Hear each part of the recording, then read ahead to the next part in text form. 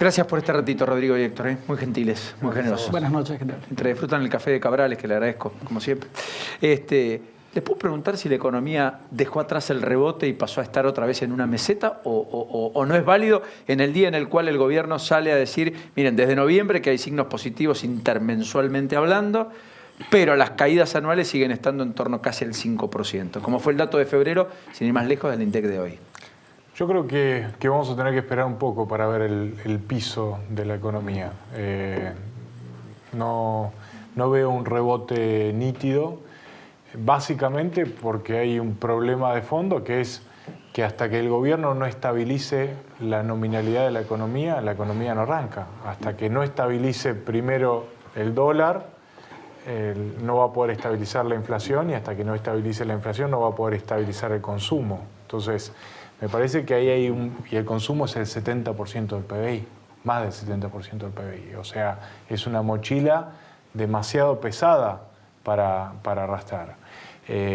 Creo que las medidas que anunció esta semana son importantes, creo que muestran, yo creo, un cambio, una visión de tratar de apagar el foco, uno de los focos principales, que es el dólar. Si yo no lo estabilizo con intervención, es difícil mantenerlo quieto, y lo que me parece que es más importante es que el gobierno logró, primero, reconoce que los costos y el dólar es un problema, este movimiento, no seguimos con la lógica de la tasa de interés, la demanda de dinero, digamos, hoy la inflación, básicamente, cuando la explicamos, trabajando en los modelos, la inflación hoy está explicada por costo. Después podemos discutir el largo plazo, pero en el corto plazo está explicada por... O sea, sube el dólar, eso tiene un correlato en costos, tiene un correlato en precios y tiene un correlato en el poder de compra de la gente, que le es menor a propósito de tener precios más altos para lo que compra. Exactamente. No hay vuelta ahí.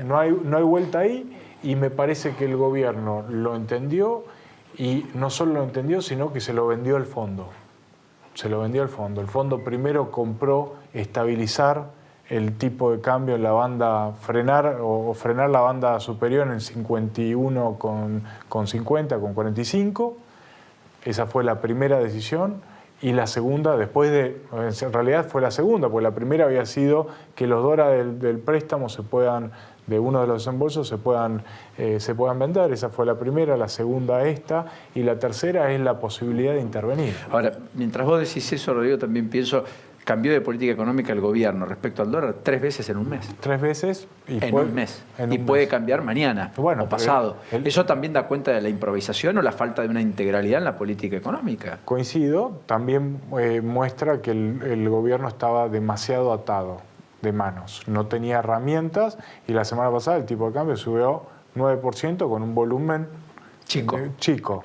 Entonces, el mercado te estaba llevando puesto sin una masa, sin un volumen significativo. Entonces, eso también es una situación ilógica. Y me parece que el gobierno hay que reconocer que el Fondo Monetario es muy ortodoxo. Entonces, hay que cambiar la visión, porque la visión del fondo es: los dólares están para pagar deuda, sí, claro, no para intervenir en el mercado de cambio con el riesgo de quemarlo. Lo que pasa es que ahí la oposición, que salió a decir que hay que renegociar el acuerdo en todos los casos, gane quien gane, más otros que amenazaban con la eventualidad de un default, aunque sin decirlo, me parece que jugaron a favor del gobierno para que el fondo se ablande, porque el fondo habrá pensado, pues en cualquiera de los casos es mejor esto que cualquier otro. Estoy describiendo una situación sin comprender la toma de decisión, pero me parece que algo de esto pesó, porque el fondo no está jugando poca cosa, el fondo está jugando el crédito más importante de toda su historia, el respaldo más importante que haya dado jamás a un presidente en todo el mundo, y probablemente además la contracara de ese presidente pueda eventualmente ser alguien refractario al fondo, que hasta discursivamente ataque contra el fondo. Sí, sin duda. O me equivoco, perdón, Yo quería contar algo, digamos, un poco lo que está pasando es que hay también un problema de origen.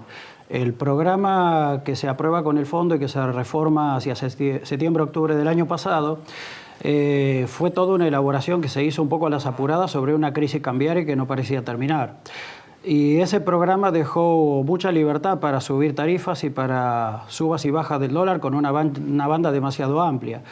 La meta de base monetaria cero es sin estacionalidad y hay subas y bajas bastante importantes. Buena parte también de la inflación de este primer trimestre de este año se explica por el bombazo monetario de más de 170.000 millones de pesos de emisión de diciembre. Y luego, bueno, hubo una baja prematura de las tasas de interés de control monetario en enero y febrero, cuando se había firmado con el Fondo Monetario que era después de que el relevamiento de expectativas del mercado muestre una sostenida y firme baja de la inflación, y solo se contaba con el dato de diciembre. Creo que hubo algo de mala praxis bastante marcada. Las medidas de ahora han calmado esta semana un poquito el mercado. Es una semana rara porque hoy hubo huelga, mañana es feriado. El volumen negociado en el mercado de cambio fue muy bajo y hoy, digamos en un día típico como hoy, con la licitación del ELIC, el Banco Central tuvo que convalidar tasas de prácticamente 74%, que es una tasa efectiva del 110%, con lo cual sigue eso una deja duda fuera del mercado crediticio a prácticamente todos. El que va a buscar un crédito, digamos, hipotecario, prendario, personal, también productivo. Salvo el de la tasa subsidiada y hasta ahí.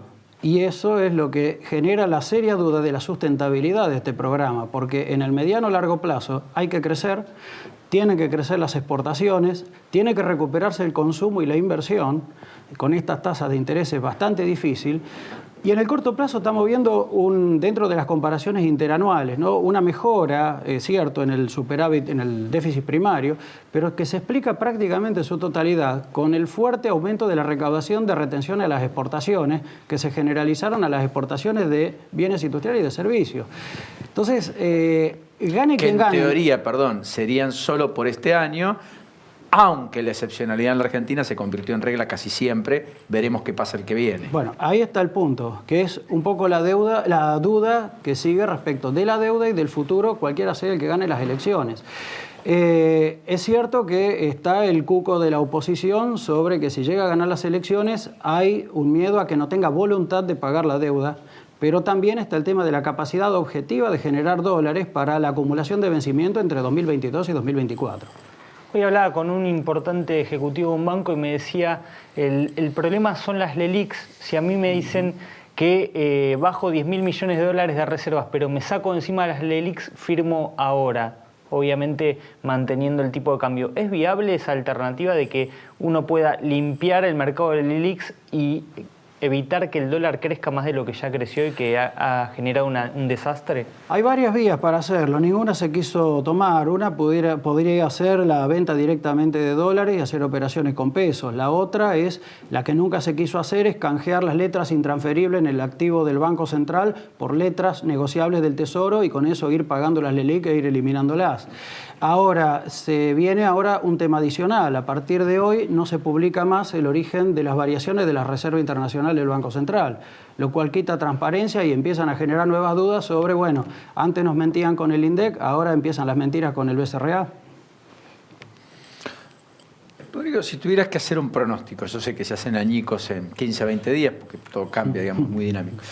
¿Qué dirías respecto a lo que viene? Porque el gobierno imagina alta volatilidad, a nuevo bajo el sol, alta dolarización en un contexto reñido electoral habitualmente ocurrido. El argentino cree más en el dólar o el ladrillo más que en el peso. De hecho, por eso le hemos sacado todos los ceros que le hemos sacado y finalmente nadie se queda en moneda nacional. ¿Qué ves? Yo veo una economía que en los próximos meses va a tender a ver, veamos el vaso medio lleno, tiende a estabilizarse nominalmente con mucha dificultad. O sea, veo meses muy complicados en materia de inflación. Abril va a ser complicado, mayo va a ser complicado y junio empieza a mostrar registros en torno al 3%. O sea, el 2% de mayo-junio que el gobierno imaginó en algún momento no va a estar. No existe. Entonces, nosotros de principio de año proyectamos inflación elevada, la verdad que la fuimos corrigiendo al alza y va a terminar siendo un año de muy alta inflación. O sea, arriba del 40. Arriba del 40, más cerca del 45. Casi como el año pasado. Casi como el año pasado. Entonces, esto implica que el consumo difícilmente, nosotros recién lo vemos recuperándose con suerte en el último trimestre. Y esto implica que quitando, hay algunos sectores que van a traccionar, el agro va a traccionar por comparación con el año pasado, la industria de oil and gas, o sea, energía, vaca muerta, pero son sectores puntuales que obviamente no alcanzan a movilizar a toda la economía, con lo cual, por comparación, después de un piso de actividad en el segundo trimestre, la economía empieza a recuperarse lentamente. Pero lo que creo es que estamos en medio de estos procesos de consolidación. Cuando entramos en el programa con el Fondo Monetario, y entramos en el programa con el Fondo Monetario porque es el prestamista de última instancia, estos programas son de largo plazo y son procesos de ajuste de largo plazo. No estamos, digamos, la discusión dejó de ser el año que viene, ¿no? El año que viene mágicamente vamos a crecer. No, el año que viene va a ser, vamos a tener que seguir ajustando, y ajustando es definiendo dimensiones centrales. ¿Qué vamos a hacer con la deuda? ¿Cómo lo vamos a manejar? ¿Qué vamos a hacer con los dólares que todavía faltan? Porque, digamos, subir el tipo de cambio está claro que es una solución suicida, lo vimos el año pasado. Entonces tenemos que generar dólares de otra manera, y es toda una discusión muy amplia. Cómo, correcto. El cómo. Vamos a arrancar, el próximo gobierno va a arrancar con una inflación del 45% y tenemos una situación social compleja. Entonces, cada uno de los candidatos va a tener que presentar, a mi juicio, y esto es, digamos, la visión de nuestra casa, de analítica, digo, algún esquema para trabajar sobre estas dimensiones, ¿no? Y hasta ahora sobre estas dimensiones no se vio demasiado. Héctor, lo último. Va a depender mucho también qué pasa con el riesgo país, cómo ven la evolución del panorama político los inversores del exterior. Y hay dos fechas, digamos, relevantes antes de agosto, que es la elección en Córdoba el 12 de mayo, donde se perfila Schiaretti como ganador, y el cierre de lista del 22 de junio. Y a partir de ahí creo que empieza otro año. Gracias a los dos. Muy generosos y muy gentiles.